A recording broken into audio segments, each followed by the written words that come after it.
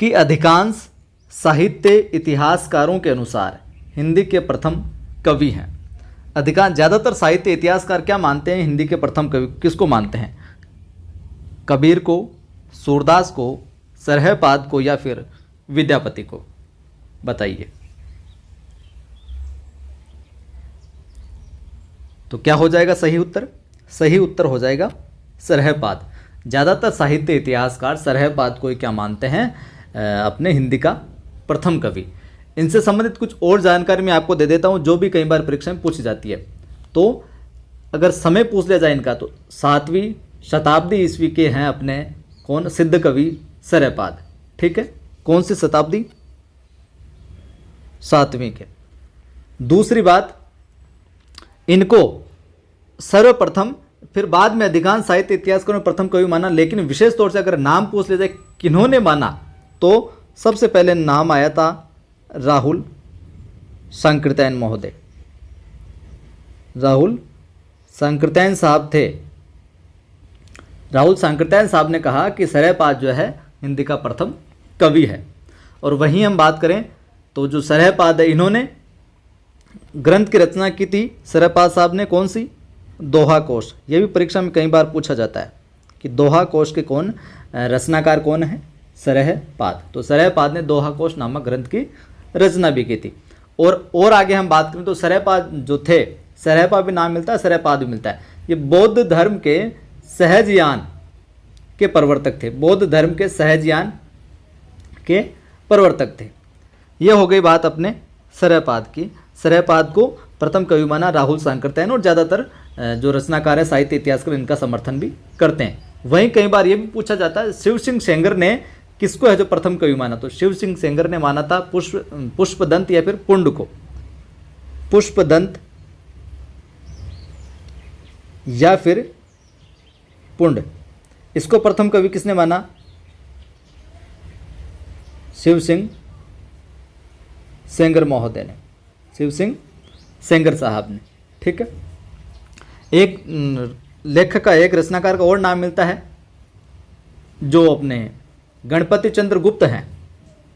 अगर ये पूछ लिया जाए गणपति चंद्र गुप्त साहब ने किसको प्रथम कवि माना? गणपति चंद्र गुप्त। गणपति चंद्र गुप्त साहब ने शालिभद्र सूरी को, किसको? शालिभद्र सूरी। शालिभद्र सूरी को है जो प्रथम कवि है जो माना है। आ गई बात समझ में? चलिए अगला सवाल देखते हैं। अगला सवाल है यहाँ पर अपने, हिंदी साहित्य के इतिहास ग्रंथ कौन सा? हिंदी साहित्य विमर्श, इसके लेखक कौन है? या यूँ कहूँ हिंदी साहित्य विमर्श जो ग्रंथ है इसके लेखक कौन है? वियोगी हरि, सूर्यकांत त्रिपाठी, सूर्यकांत शास्त्री, डॉक्टर हजारी प्रसाद द्विवेदी या फिर पदुमलाल पुन्नालाल बख्शी? बताइए साहब, हिंदी साहित्य विमर्श के लेखक कौन है? तो उत्तर हो जाएगा क्या? डी, पुन्नालाल, पदुमलाल पुन्नालाल बख्शी। ठीक है, हिंदी साहित्य विमर्श के। और समय की बात करें तो 1923 ईस्वी, ध्यान में रखना। इनकी और प्रसिद्ध कृतियों की हम बात करें तो वो है विश्व साहित्य। एक आ जाती है अपने क्या? विश्व साहित्य। इसके अतिरिक्त हम बात करें तो हिंदी कथा साहित्य भी मिलती है एक रचना इनकी, हिंदी कथा साहित्य। विश्व साहित्य के अतिरिक्त क्या हो जाएगा? हिंदी कथा साहित्य और हिंदी साहित्य विमर्श की हम यहाँ पर चर्चा है जो कर ही रहे हैं। इनके अतिरिक्त हम बात करें यहाँ पर जो ये हिंदी साहित्य सूर्यकांत शास्त्री साहब हैं, इनका ग्रंथ मिलता है हमें हिंदी साहित्य का विवेचनात्मक इतिहास। सूर्यकांत शास्त्री का कौन सा? लिख लीजिए आप, हिंदी साहित्य का विवेचनात्मक इतिहास। हिंदी साहित्य का विवेचनात्मक इतिहास के रचनाकार कौन हो जाएंगे? सूर्यकांत शास्त्री। हजारी प्रसाद द्विवेदी के विषय में आपको पता ही, हिंदी साहित्य उद्भव और विकास। और एक रचना मिलती है जो वियोगी हरि की, वो है ब्रज माधुरी सार। वियोगी हरि साहब की कौन सी है इतिहास ग्रंथ? ब्रज माधुरी सार। ब्रज माधुरी सार, ठीक है। ब्रज माधुरी सार वियोगी हरि साहब का, और हिंदी साहित्य का विवेचनात्मक इतिहास सूर्यकांत शास्त्री साहब का। हजारी प्रसाद द्विवेदी के विषय में हम पहले चर्चा कर चुके हैं पिछली सीरीज के अंदर सवालों में, हिंदी साहित्य उद्भव और विकास। और पदुमलाल पुन्नालाल बख्शी का 1923 में अपने हिंदी साहित्य विमर्श हो जाएगा। इसके अतिरिक्त विश्व साहित्य और हिंदी कथा साहित्य। अगला सवाल देखिए, वीडियो को लाइक शेयर नहीं किया तो जरूर कर लें आप। अगला सवाल है, हिंदी साहित्य के इतिहास लेखकों का काल क्रम अनुसार सही क्रम क्या है? विकल्पों को अच्छे से देखिएगा आप। हिंदी साहित्य इतिहास लेखकों का जो काल क्रम के अनुसार सही क्रम बताना है आपको। तो पहला विकल्प में हजारी प्रसाद द्विवेदी, मिश्र बंधु, रामचंद्र शुक्ल या रामकुमार वर्मा। सीक्वेंस से देखना आपको, रामकुमार वर्मा, रामचंद्र शुक्ल, मिश्र बंधु, हजारी प्रसाद द्विवेदी या फिर मिश्र बंधु या हजारी प्रसाद द्विवेदी। तीसरा विकल्प है रामचंद्र शुक्ल, मिश्र बंधु, हजारी प्रसाद द्विवेदी या रामकुमार वर्मा। और चौथा है मिश्र बंधु, रामचंद्र शुक्ल, रामकुमार वर्मा या फिर हजारी प्रसाद द्विवेदी। काल क्रम के अकॉर्डिंग कौन सा विकल्प सही हो जाएगा? तो सही विकल्प हो जाएगा यहाँ पर अपना डी। अब देखिए यहाँ पर आपको थोड़ा सा अंदाज लगाना है। मिश्र बंधुओं ने सबसे पहले इतिहास ग्रंथ लिखा था, तो सबसे पुराने यही हुए मिश्र बंधु साहब। तो सबसे पहले मिश्र बंधु जिस विकल्प में आ रहा है वो विकल्प है जो आपको एक का भी थोड़ा सा अंदाजा होगा तो काम हो जाएगा। यहाँ पर हम बात करें, थोड़ी सी इनकी लिख देता हूँ मैं। तो मिश्र बंधु साहब की तो पर्टिकुलर है जो कालक्रम इनका मिलता नहीं है, लेकिन सबसे पुराने ये हैं, तो मिश्र बंधु यहाँ पर एक नंबर पर हो जाएगा, ठीक है। रामचंद्र शुक्ल की हम बात करें, 2 नंबर पर यहाँ पर मैं लिख देता हूँ। रामचंद्र जो शुक्ल साहब हैं, इनके कालक्रम की बात करें तो 1884 से लेकर 1941, 1884 जन्म 1941, ठीक है। कौन? रामचंद्र शुक्ल साहब। रामकुमार वर्मा की हम बात करें, रामकुमार वर्मा की हम बात करें तो 1905 से 1990 ये मिलता है इनका, 1905 से 1990। शुक्ल रामचंद्र शुक्ल मिलते हैं 1884 से 1941। और वहीं हजारी प्रसाद साहब की बात करें, 4 नंबर पर इनको लें, हजारी प्रसाद साहब को, तो 1907 से 1979, ठीक है, ये इनका समय काल मिलता है। तो सबसे पहले कौन हो जाएंगे? मिश्र बंधु पुराने, बाद में रामचंद्र शुक्ल। यहाँ पर मिश्र बंधु रामचंद्र शुक्ल हो गया, फिर 1905 आता है तो रामकुमार वर्मा हो जाएंगे, फिर 1907 आता है तो हजारी प्रसाद द्विवेदी। इस तरीके के सवाल भी है जो कई बार पूछे जाते हैं। अगला सवाल देखिए, साहित्य जन समूह के हृदय का विकास है, ये परिभाषा या डेफिनेशन किसकी है? कि साहित्य जन समूह के हृदय का विकास किसने कहा? भारतेंदु हरिश्चंद्र साहब ने, बालकृष्ण भट्ट साहब ने, महावीर प्रसाद द्विवेदी ने या फिर हजारी प्रसाद द्विवेदी ने? बताइए साहब। यह सवाल यूजीसी नेट के अंदर आया हुआ है कई बार, तो क्या उत्तर हो जाएगा? बी। बालकृष्ण भट्ट साहब कहते हैं कि साहित्य जन समूह के हृदय का विकास है, ठीक है। बालकृष्ण भट्ट साहब का काम हो गया यहाँ पर। अब हम बात कर लेते हैं भारतेंदु हरिश्चंद्र की। तो भारतेंदु हरिश्चंद्र का भी एक कथन आता है कि हिंदी नई चाल में ढली। अगर ये पूछ ले, हिंदी नई चाल में ढली, तो आपको क्या कर देना है? भारतेंदु हरिश्चंद्र कर देना। मनुष्य ही साहित्य का लक्ष्य है, या मनुष्यता ही साहित्य का लक्ष्य है, कौन कहते हैं? हजारी प्रसाद द्विवेदी। मनुष्य ही साहित्य का लक्ष्य है, ठीक है। और हम बात करें महावीर प्रसाद द्विवेदी के विषय में, तो ये भी कहते हैं, कथन है इनका, अंतःकरण की वृत्तियों के चित्र का नाम कविता है। लिख लीजिए आप, अंतःकरण की वृत्तियों, अंतःकरण की वृत्तियों के चित्र का नाम चित्र का नाम क्या है? कविता है, कविता है। ठीक है। हिंदी नई चाल में ढली, भारतेंदु हरिश्चंद्र। साहित्य जनसमूह के हृदय का विकास है, बालकृष्ण भट्ट साहब। अंतःकरण की वृत्तियों के चित्र का नाम कविता है, महावीर प्रसाद द्विवेदी। और मनुष्यता ही साहित्य का लक्ष्य है, हजारी प्रसाद द्विवेदी। ठीक है। तो इनमें से काशी नागरी प्रचारिणी सभा के संस्थापकों में कौन नहीं है?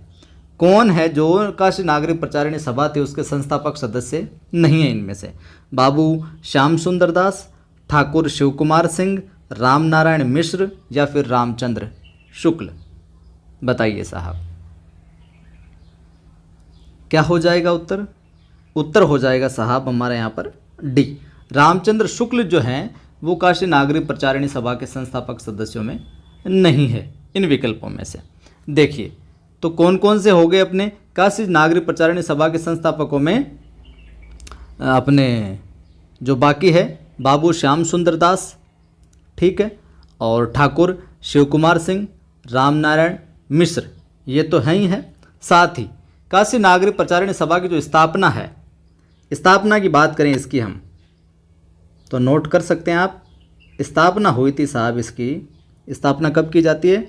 1893 के अंदर। कब? 1893 ईस्वी में।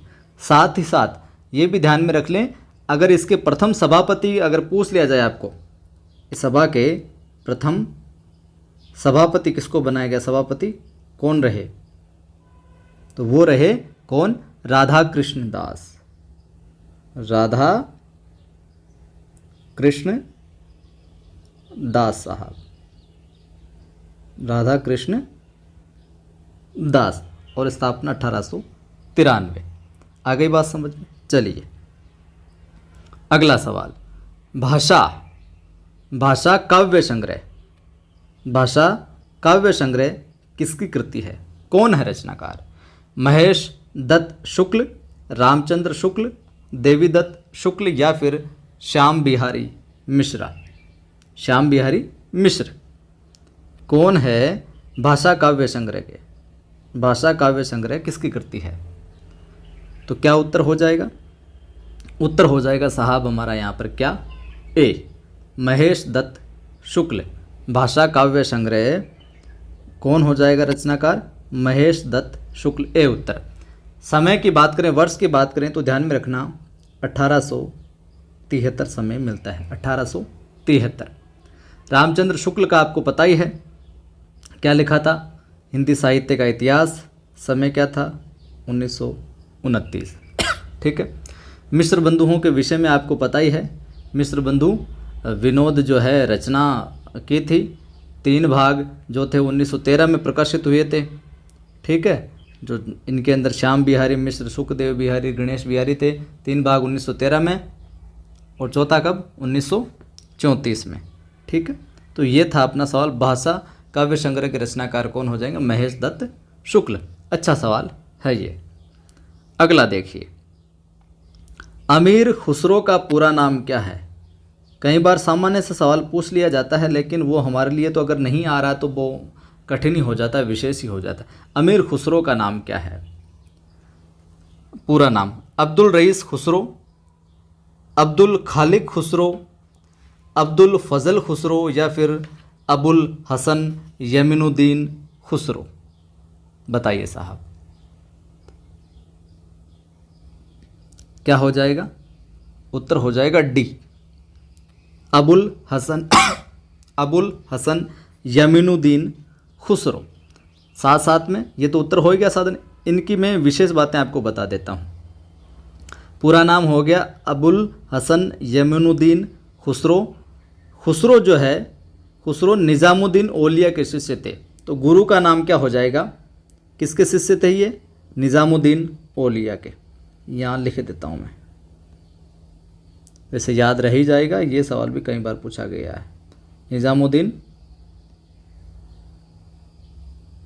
औलिया। ठीक है। दूसरी बात, ये खड़ी बोली के आदि कवि कहे जाते हैं। क्या कहे जाते हैं? खड़ी बोली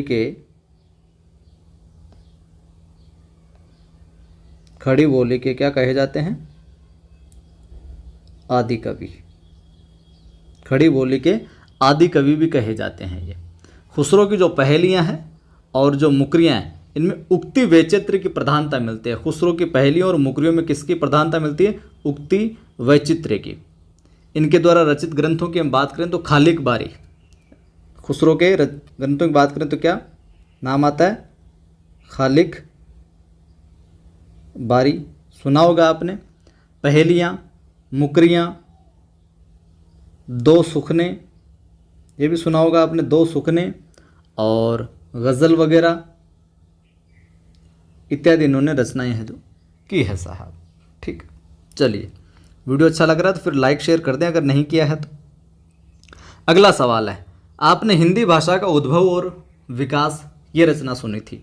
आज इस सवाल में रचना है हिंदी भाषा का उद्गम, न कि उद्भव, हिंदी भाषा का उद्गम और विकास के लेखक कौन है साहब? बताइए। हिंदी भाषा का उद्गम और विकास के डॉक्टर नगेंद्र रामचंद्र शुक्ल, हजारी प्रसाद द्विवेदी, या फिर डॉक्टर उदय नारायण तिवारी?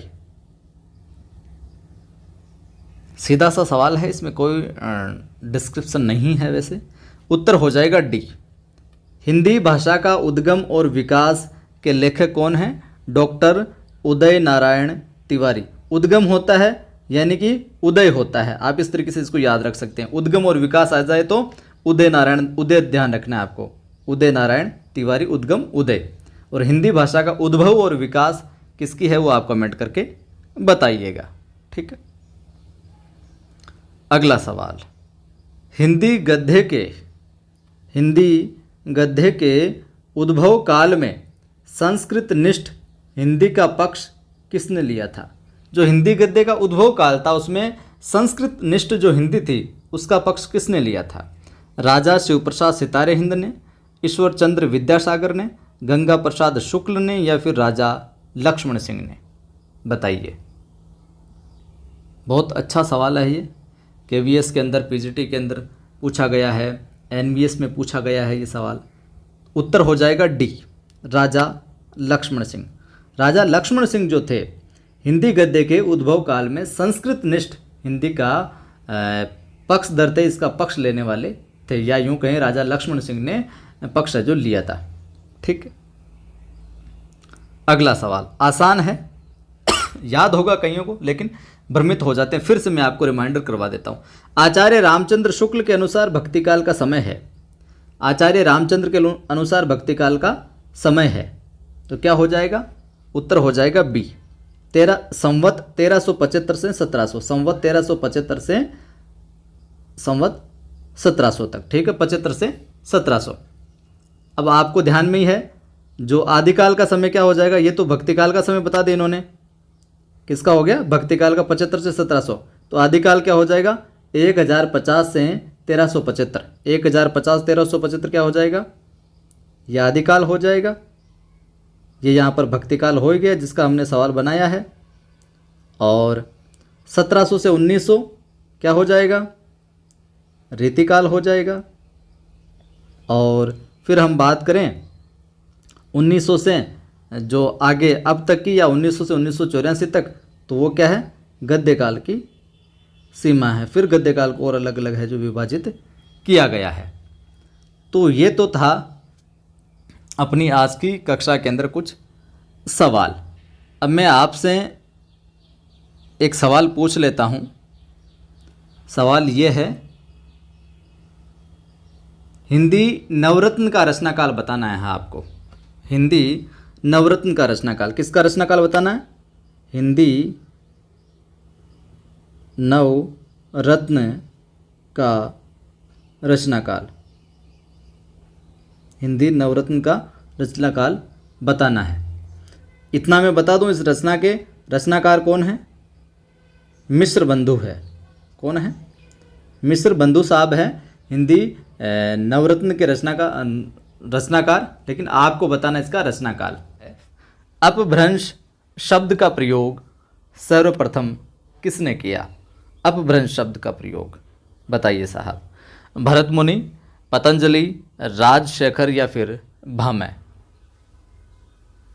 आसान है ये सवाल, नेट के अंदर पूछा गया है ये, तो उत्तर हो जाएगा यहाँ पर बी। पतंजलि महोदय ने अपभ्रंश शब्द का सबसे पहले प्रयोग है जो किया था। ठीक है, वहीं स्वयंभू को अपभ्रंश का वाल्मीकि कहा जाता है। ध्यान में रखिएगा, लिख लीजिए एक्स्ट्रा चीज। कौन महोदय? स्वयंभू महोदय। इनको क्या कहा जाता है? अपभ्रंश का अपभ्रंश का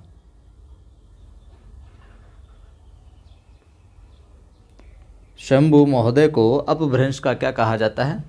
वाल्मीकि कहा जाता है। ठीक है, वहीं हम बात करें पुष्पदंत को अपभ्रंश का भवभूति कहा जाता है। पुष्प दंत को अपभ्रंश का क्या कहा जाता है? बहुभूति। तो ये दोनों सवाल भी कई बार पूछे गए हैं। तो सवाल का जिक्र किया हमने, एक कहा कि अपभ्रंश शब्द का प्रयोग सर्वप्रथम किसने किया, तो पतंजलि महोदय ने किया। साथ ही आपको ध्यान में रखना है, शंभु जो है अपभ्रंश के वाल्मीकि कहे जाते हैं, और पुष्पदंत है जो अपभ्रंश के क्या? भवभूति है जो कहे जाते हैं। चलिए अगला सवाल है, इनमें से कौन सा ग्रंथ है जो अपने लौकिक चरित काव्य माना जाता है? माफ कीजिए, यहाँ पर हटा लीजिए, लौकिक चरित काव्य माना जाता है। तो भविष्यत कहा, योगसार, परमात्म प्रकाश या फिर पाहुड़ दोहा? यहाँ पर आप कर लीजिए पाहुड़ दोहा। कौन सा ग्रंथ है जो लौकिक चरित काव्य है जो माना जाता है? तो क्या उत्तर होगा? ए, भविष्यत कहा है जो लौकिक चरित काव्य माना जाता है। और रचनाकार कौन है इसके? भविष्यत कहा के धनपाल साहब। रचनाकार का नाम क्या हो जाएगा? धनपाल साहब इसके रचनाकार हैं। और जैसे कि योगसार और परमात्म प्रकाश, जो योगसार और परमात्म प्रकाश ये दोनों जो रचनाएं हैं, इनके रचनाकार अपने जोइंदू। इनके कौन है रचनाकार? योगसार और परमात्म प्रकाश के रचनाकार कौन है? जोइंदू है। और पाहुड़ दोहा के लेखक आपको पता ही है, ये बहुत बार पूछा गया है, राम सिंह जी। पाहुड़ दोहा के रचनाकार कौन? राम सिंह। तो लौकिक चरित काव्य भविष्यत कहा, रचनाकार धनपाल, योगसार और परमात्म प्रकाश के लेखक की बात करें तो जोइंदू आ जाता है। और पाहुड़ दोहा कई बार पूछा गया है, राम सिंह द्वारा लिखित है ये। ठीक है, अगला सवाल, जन्म काल की दृष्टि से निम्नलिखित कवियों का सही क्रम कौन सा है? जन्म की दृष्टि, जगनीक, खुसरो, श्रीधर या चंद्रबरदाई? खुसरो, जगनीक, श्रीधर या चंद्रबरदाई? चंद्रबरदाई, जगनीक, खुसरो या श्रीधर चंद्रबरदाई, जगनीक या खुसरो? कौन सा विकल्प है जो जन्म काल की दृष्टि से सही होगा इन कवियों का? तो सही उत्तर हो जाएगा यहाँ पर अपना सी। सबसे पहले चंद्रबरदाई, यहाँ पर लिखता जाता हूँ मैं। सबसे पहले कौन? चंद्रबरदाई हो जाएंगे 1168 से 1192 ईस्वी। 2 नंबर पर कौन अपने? जगनीक महोदय 1173। फिर बात आती है 3 नंबर पे खुसरो साहब की, अमीर खुसरो साहब की, तो 1253 से 1325 ईस्वी। बात आती है 4 नंबर पर श्रीधर महोदय की, तो श्रीधर महोदय 14वीं शती। तो इस प्रकार से जन्म काल की दृष्टि से सी विकल्प सही होगा। चंद्रबरदाई, फिर जगनीक महोदय आ जाएंगे, और फिर खुसरो, और फिर श्रीधर। ठीक है, चलिए अगला सवाल, भरत मुनि ने अपभ्रंश को क्या नाम दिया? पहले हमने जिक्र किया था कि अपभ्रंश शब्द का प्रयोग सर्वप्रथम किसने किया, तो वो किया था पतंजलि साहब ने। लेकिन यहाँ पर सवाल यह है कि भरत मुनि ने अपभ्रंश को क्या नाम दिया? लोक भाषा, जन भाषा, देश भाषा या फिर अशुद्ध भाषा? क्या हो जाएगा साहब उत्तर? उत्तर हो जाएगा यहाँ पर सी, देश भाषा। भरत मुनि साहब ने अपभ्रंश को क्या कहा? देश भाषा कहा। और कौन सी शताब्दी में? 2री 3री शताब्दी के समय। ठीक है बात। वहीं जो विद्यापति महोदय है, इन्होंने तो अपभ्रंश को देशभाषा कहा भरत मुनि साहब ने, लेकिन जो विद्यापति महोदय उन्होंने जो अपभ्रंश से भिन्न अलग परसली जो बोलचाल की भाषा थी, जो बोलचाल की भाषा थी उसको देशभाषा कहा था किसने? विद्यापति ने। ठीक है, चलिए अगला सवाल। बीसलदेव रासो की नायिका का नाम क्या है? आसान सवाल है, कई बार पूछा गया। बीसलदेव रासो की जो नायिका थी उसका नाम बताइए साहब। राजवती, रूपमती, मृणवती या फिर राजमती? क्या होगा सही उत्तर? उत्तर हो जाएगा साहब यहाँ पर अपना डी, राजमती। बीसलदेव रासो की नायिका का क्या नाम था? राजमती था। वहीं हम बात करें इस साहित्य की, तो ये एक रासो साहित्य है, 1212 इसका समय है। रचनाकार की बात आए, अगर रचनाकार की बात आए कि इसके रचनाकार कौन है, तो आप सभी को ज्ञात है कौन? नरपति नालय। नरपति नालय जो है इसके रचनाकार हैं। ये जो है 4 खंडों का है। खंड की बात पूछ ली जाए बीसलदेव रासो की, तो खंड इसमें 4 देखने को मिलेंगे और विशेष तौर से वीररस तथा श्रृंगारस प्रधान रचना है। ये वीररस देखने को मिलता है और श्रृंगारस देखने को इसमें मिलता है। वहीं ये सवाल भी कई बार पूछा जाता है इसके विषय में कि हिंदी में सर्वप्रथम 12 मासा ऋतु का वर्णन, 12 मासा ऋतु का वर्णन हिंदी में सर्वप्रथम, ज़्यादातर विद्वान इसी को मानते हैं, इसी रचना को मानते हैं। और वीर काव्य परंपरा का प्रथम ग्रंथ भी बीसलदेव रासो को है जो माना जाता है। विद्यापति इनमें से किस रचना के आधार पर मैथिल कोकिल है जो कहलाए? वो कौन सी रचना थी इनमें से जिसके आधार पर विद्यापति को मैथिल कोकिल है जो कहा जाने लगा? बताइए साहब। पदावली, कीर्ति पताका, कीर्ति लता या फिर ये उपयुक्त सभी? क्या हो जाएगा उत्तर? उत्तर हो जाएगा अपना यहाँ पर ए, पदावली। पदावली वो रचना थी जिसके आधार पर मैथिल कोकिल है जो ये कहलाए, क्योंकि पदावली की रचना इन्होंने किस में की थी? मैथिली में की थी। ये भी आप ध्यान में रखिएगा, अगर भाषा पूछ ले तो पदावली की रचना किस में की थी? मैथिली में है जो की थी। बाकी जो अपने हैं कीर्ति लता और कीर्ति पताका, ये जो दोनों रचनाएं हैं, तो पदावली की तो की थी मैथिली में, ये भी कई बार पूछा जाता है भाषा के संबंध में सवाल। और कीर्ति पताका और कीर्ति लता की जो रचना है विद्यापति ने अवहट भाषा में की थी। किसमें? अवहट भाषा में की थी। आगे बात समझ में। साथ ही आपको कुछ और चीज़ मैं बता देता हूँ, जो अलग अलग विद्वान हुए हैं जिनमें विद्यापति को कुछ तो मानते हैं श्रृंगारी कवि, कुछ विद्वान तो कहते हैं विद्यापति क्या है? श्रृंगारी कवि है। कुछ विद्वान कहते हैं ये क्या है? एक भक्त कवि है। किस प्रकार के? कि भक्त कवि है। और कुछ विद्वान मानते हैं कि ये रहस्यवादी कवि है। तो ये चीज़ें आप ध्यान में रखिएगा। कुछ विद्वान क्या मानते हैं? श्रृंगारी कवि हैं, कुछ मानते हैं भक्त कवि और कुछ मानते हैं रहस्यवादी है। नोट करते चलें। जिनमें रामचंद्र शुक्ल, पहला नाम शुक्ल साहब का ले लेते हैं। रामचंद्र शुक्ल जो हैं, शुक्ल जी कहते हैं ये क्या है? श्रृंगारी कवि हैं। वहीं रामकुमार वर्मा भी इनको क्या मानते हैं? श्रृंगारी कवि। रामकुमार वर्मा भी क्या मानते हैं? ये क्या है कि एक श्रृंगारी कवि हैं। रामवृक्ष बेनीपुरी भी इनको यही मानते हैं। रामवृक्ष बेनीपुरी, राइटिंग में मत जाइएगा, आपको जल्दी करवा रहा हूँ कि आपका समय बच जाए, तो ये ऐसा लिख रहा हूँ। रामवृक्ष बेनीपुरी भी इनको क्या मानते हैं? श्रृंगारी कवि मानते हैं। वहीं बात करें तो हरप्रसाद शास्त्री, एक नाम और आता है हरप्रसाद शास्त्री, ये भी क्या मानते हैं? इनको श्रृंगारी कवि है जो मानते। तो शुक्ल जी, रामकुमार वर्मा, रामवृक्ष बेनीपुरी और हरप्रसाद शास्त्री इनको श्रृंगारी कवि मानते हैं। बात करें इनको भक्त कवि कौन मानता है फिर, तो भक्त कवि मानने वालों में है श्याम सुंदर दास। कौन मानते हैं? श्याम सुंदर दास। ये कहते हैं कि विद्यापति तो भक्त कवि है। हजारी प्रसाद द्विवेदी, हजारी प्रसाद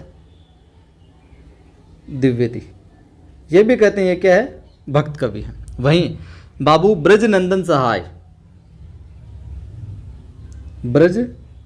बाबू ब्रजनंदन सहाय जो है ये क्या मानते हैं, ये भी मानते हैं ये क्या है, भक्त कवि हैं। अब रहस्यवादी कौन मानते हैं फिर कि श्रृंगारी आगे, भक्त कवि आगे कि ये भक्त कवि है।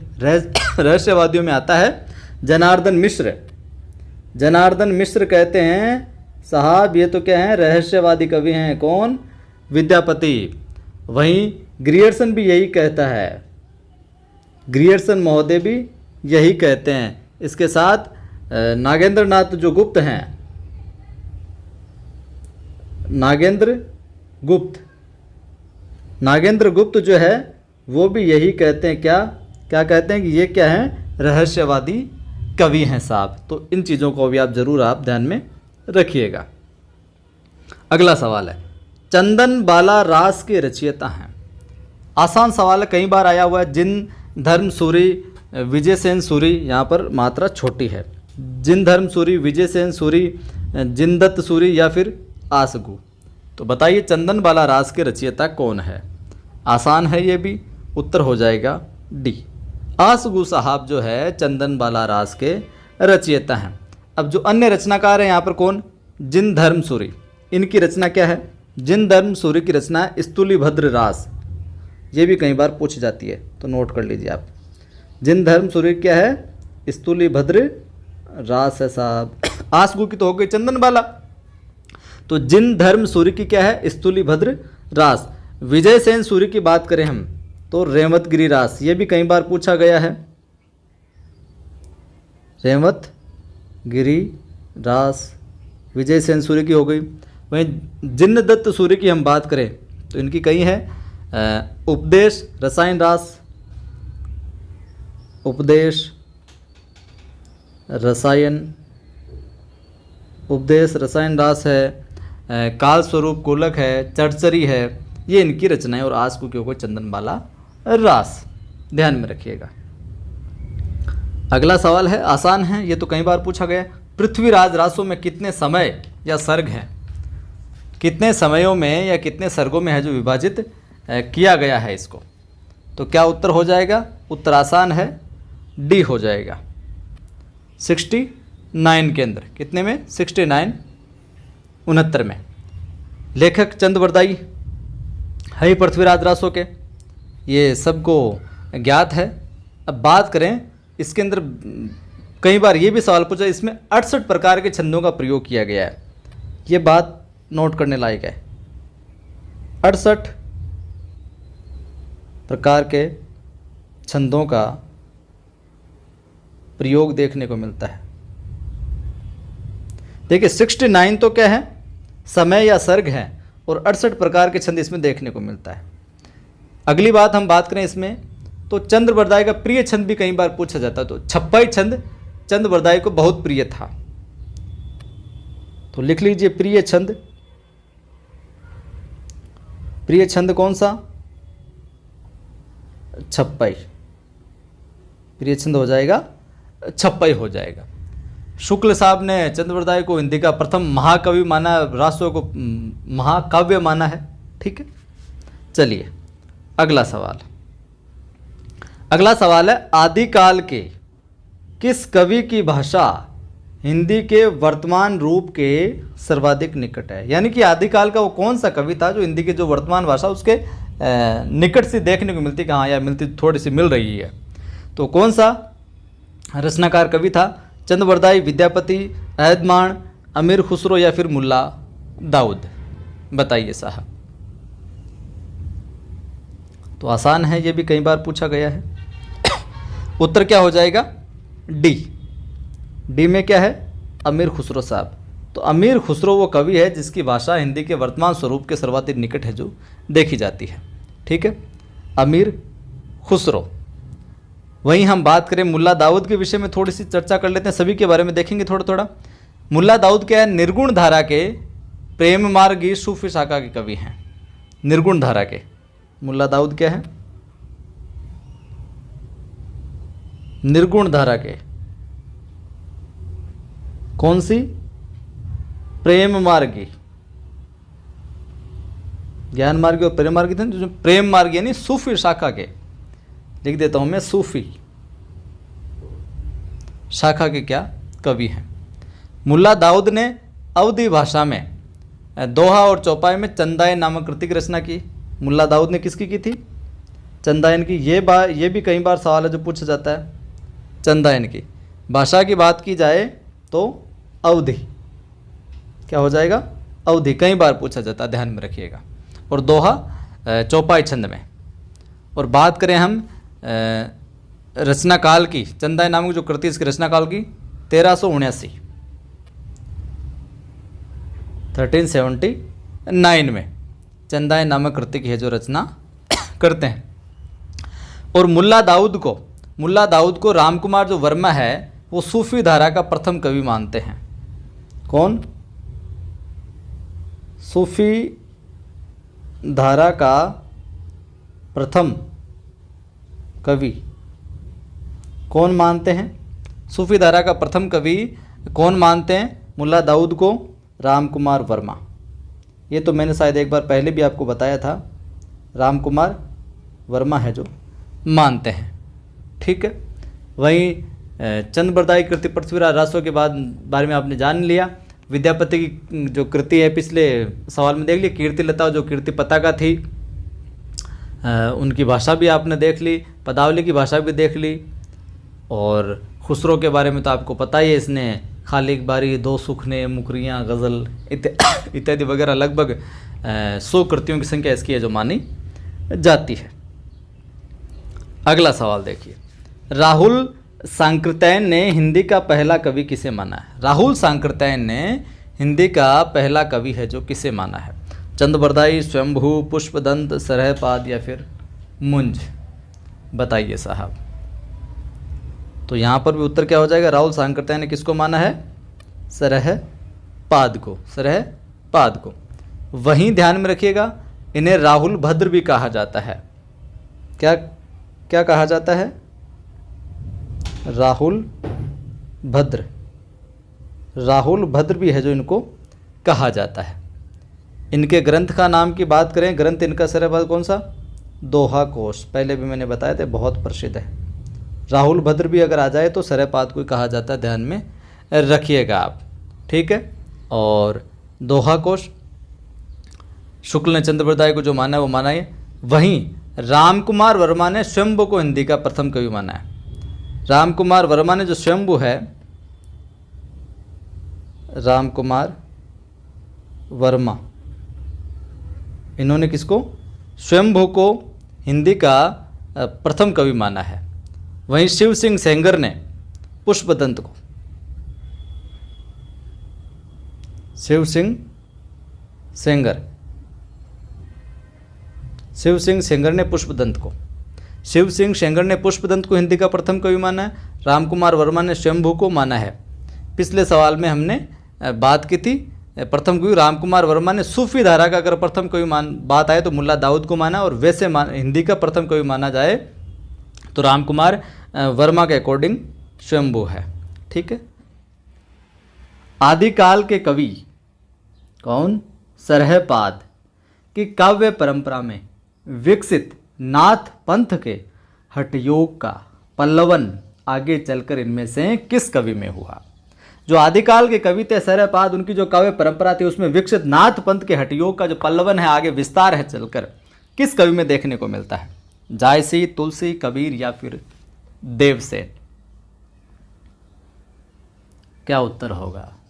उत्तर हो जाएगा साहब सी, कबीर साहब के अंदर देखने को मिलता है ये आगे। अगला सवाल, बौद्ध धर्म के सिद्धांतों में देश की बदलती हुई परिस्थितियों ने जिन नवीन भावनाओं की सृष्टि की, उन्हीं के परिणाम स्वरूप सिद्ध साहित्य की रूपरेखा है जो तैयार हुई। तो सिद्ध साहित्य के प्रादुर्भाव विषयक ये कथन है जो इनमें से किसका है, किस विद्वान का? रामकुमार वर्मा, धीरेन्द्र वर्मा, गणपति चंद्र गुप्त या फिर मिश्र बंधु? तो किसका कथन है ये कथन है साहब, विकल्प हो जाएगा ए, रामकुमार वर्मा। किसका है? रामकुमार वर्मा साहब का ये कथन है। और ये जो सवाल है राजस्थान स्कूल शिक्षा प्राध्यापक परीक्षा 2018 के अंदर पूछा गया, बहुत अच्छा सवाल है। अगला सवाल, यहाँ पर थोड़ा सा हम डिटेल से देखेंगे इस सवाल को, बहुत अच्छा, यहाँ से 100% सवाल है जो पूछा जाता है। नागरी प्रचारिणी सभा से प्रकाशित क्या पृथ्वीराज रासो के संस्करण को प्रामाणिक मानने वाले विद्वान इनमें से कौन है? किसने है जो इन विकल्पों में से पृथ्वीराज रासो जो संस्करण नागरी प्रचारिणी सभा से प्रकाशित हुआ उसको प्रमाणिक माना कि साहब ये तो प्रमाणिक है? शुक्ल साहब, कर्नल टोड साहब, श्यामल दास या फिर गौरीशंकर हीराचंद ओझा?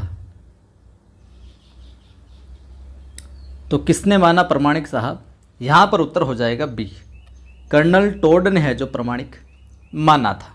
ठीक है, अब देख लीजिए इनका प्रमाणिक किन किन ने माना वो भी पूछा जाता है, अप्रमाणिक किसने माना, अर्ध प्रमाणिक किसने माना, वो सभी पूछा जाता है। तो मैं आपको इसकी थोड़ी सी लिस्ट है जो बना के दे देता हूँ, आप नोट कर लीजिएगा। पहले हम देख लेते हैं, यहाँ पर लिख लेते हैं प्रामाणिक मानने वाले विद्वान। प्रामाणिक, जिन्होंने प्रामाणिक माना वो यहाँ पर आ जाएंगे, और जिन्होंने अप्रमाणिक माना,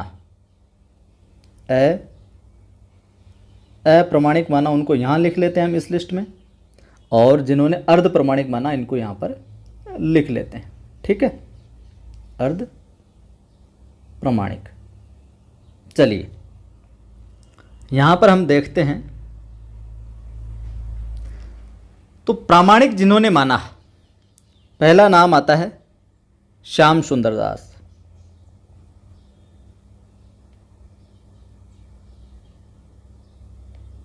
श्याम सुंदर दास। अगला नाम आता है कर्नल टोड, आएगी अभी ऊपर वाले सवाल के अंदर, कर्नल टोड। अगला नाम आता है यहाँ पर मोहनलाल विष्णुलाल पांड्या। मोहनलाल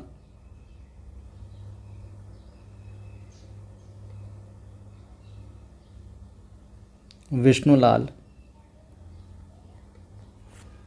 पांड्या। ठीक है, ये आप ध्यान में रख लीजिए, शॉर्ट में लिख देता हूँ। और मिश्र बंधु,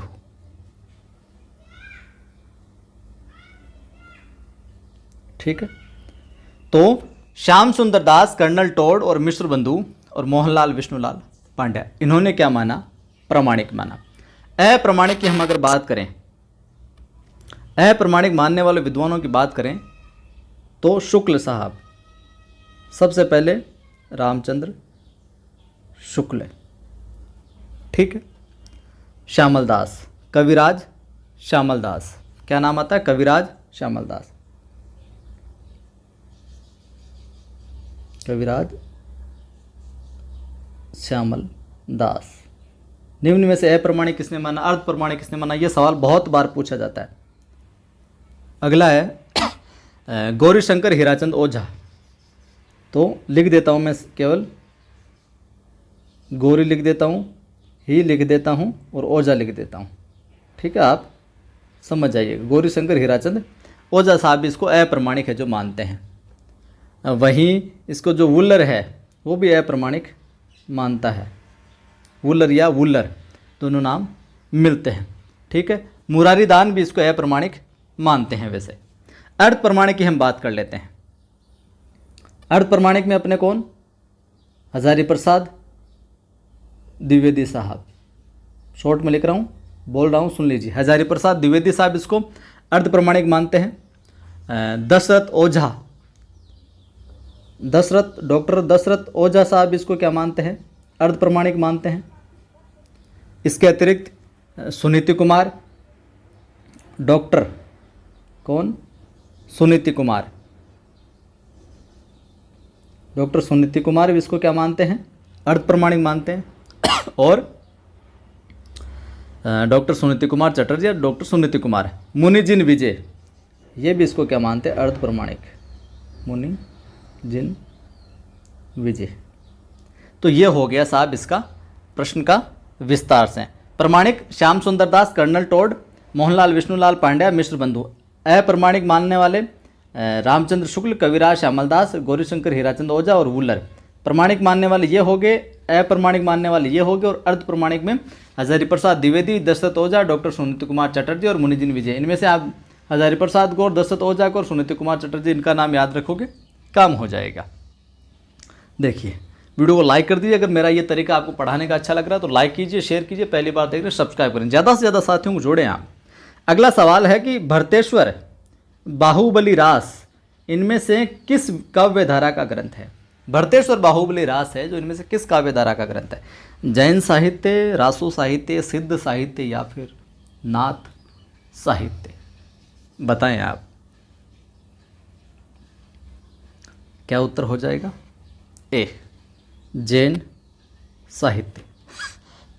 माफ करें, जैन साहित्य हो जाएगा भरतेश्वर बाहुबली रास। और इसके लेखक कौन हैं? शालिभद्र सूरि। लेखक की अगर बात पूछ ली जाए तो लेखक कौन है? शालिभद्र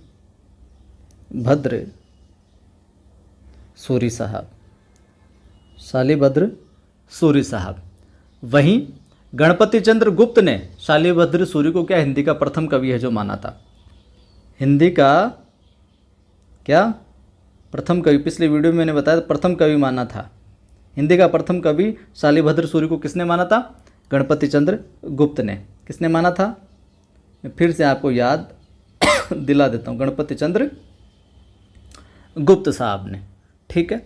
रामचंद्र शुक्ल का आपको पता ही है, राष्ट्र साहित्य का जो विवरण है वीरगाथा काल के अंतर्गत दिया था, और चंद्रप्रदाय को हिंदी का प्रथम महाकवि और इनके इस ग्रंथ को महाकाव्य माना।